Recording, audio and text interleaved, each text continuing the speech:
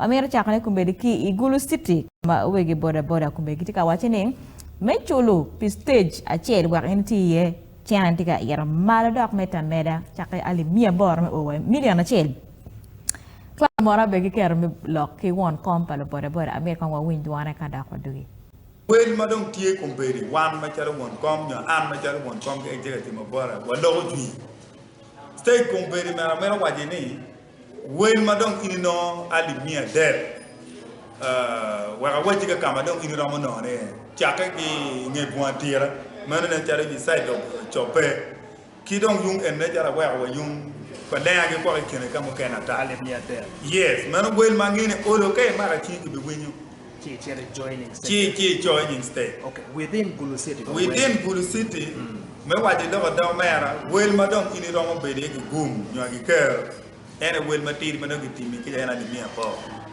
Meno and within city. The bold example compared within city kind of weng stage machala an kom compared mangi. Machamo kana kana tia dog magu winya yama kitama no chamo kana ti dog mara era ti dog wek no. Pien ko ne no o bara ko fit ma pol.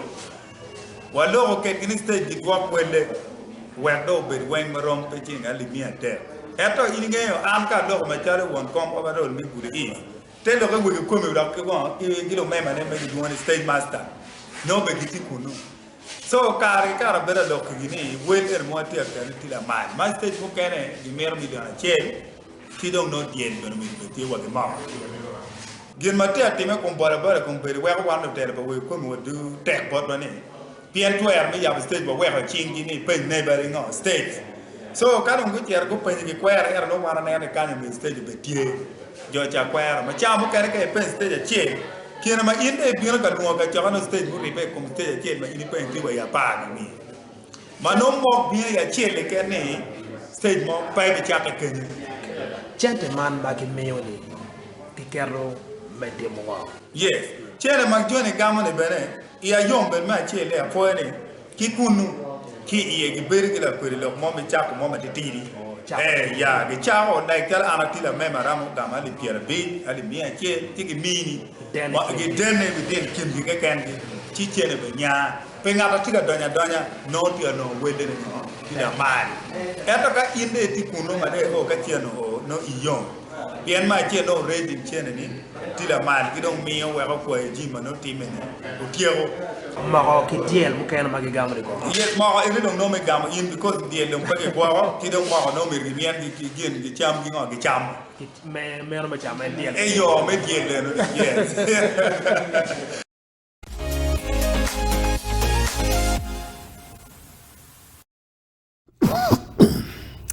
avoid it van manana chel kid one and sara uni paro when you look pa WONKOM pa lo boda stage a chel kama ngara chel mero operating ye ali mia bor duon wo jone ata Uganda imagine why Gulu kuja do ko waje da ko Kampala ka ene ngara chel mero chel ali mia bor meti stage chel Uganda ngar mo a ku do chon wat katiki gena ki well jen mon wani antium I am going to charge this amount of money.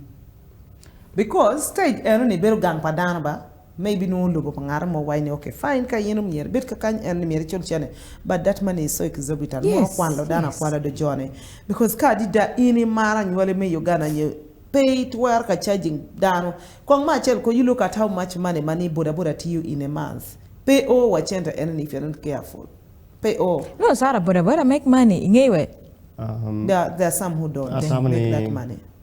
People get one ku. Carobino watching in with a boda ni, a meta non stage, ki charging in alimia bor. Per month. Per month. On your kidben pe marachen. Ke penye ke keni street parking marketing money is it in the hands of private individuals?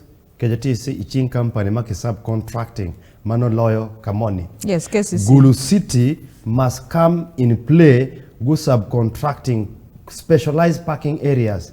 Watching geometric controlling city.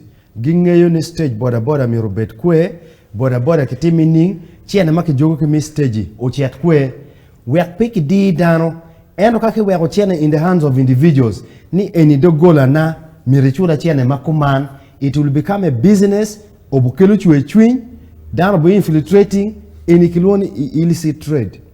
Biacha armatika donyo le bon chik control bana They pe. even pay taxes for that. Pegi chulu wa muchoro. Pegi chulu wa Chiana muchoro. eni chero People kwe. were charging Claude these openyo guys. chena maki jogo eno kitemo ki Ibu yini ngoni wati ye sako. Sako ni Sako ka no. anpa miro bedi sako ni.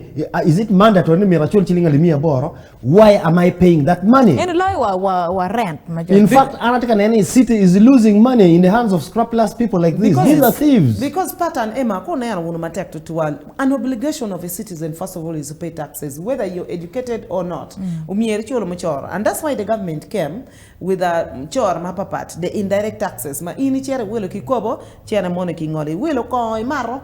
Now, then there are these other taxes, pay as you earn, pay as you go, konongongo gi, the trade tax giwen. But now, Joe Magica charging Boda-Boda enemy, which kind of trade is that? Gulu City Council yo authorizing game pian kan Kampala kan multiplex ma charging down magi parking yo It's contracted to do that. KCC contracts them. Yes. So gen egone Gulu City Council or contracting gen may charging Yeah, Stages that's are what stages. they call it, Wait, an illicit trade. Mia chel stages are di matie. Chiene maki jogo ne ki jogo bodana di. Chiene maki jogo ne ki tero kwe. Ikum chiene maki tero ne muchoro ke kwanchilia di. Madok chene city. PM one watiki Gulu municipal cleaners. Magi UA street. Jonegi chamiteng yo. Jimati me bi town weng mirukel chiene makonyo gwako town nyome gwako situ wako ben maleng. Chiene matika akibot boda-boda. Chier bot boda-boda. Gitik boda-boda tika konyo city kining. PM ka kape. Then Gulu City Council must take it on. Kadong lo tera bena wigiti aloof. Then that is their problem. For me, I think Boda-Boda should call for a demonstration. A peaceful Alternatively, demonstration to demand Chena man for their rights. Yeah. Alternatively, Boda-Boda when go chere up magiloni safe border. Work meno impe parking ka mo itiro me work and paying ka pangi ka safe border ti Gulu part. Depends. Foot pia go. Futi Kampala.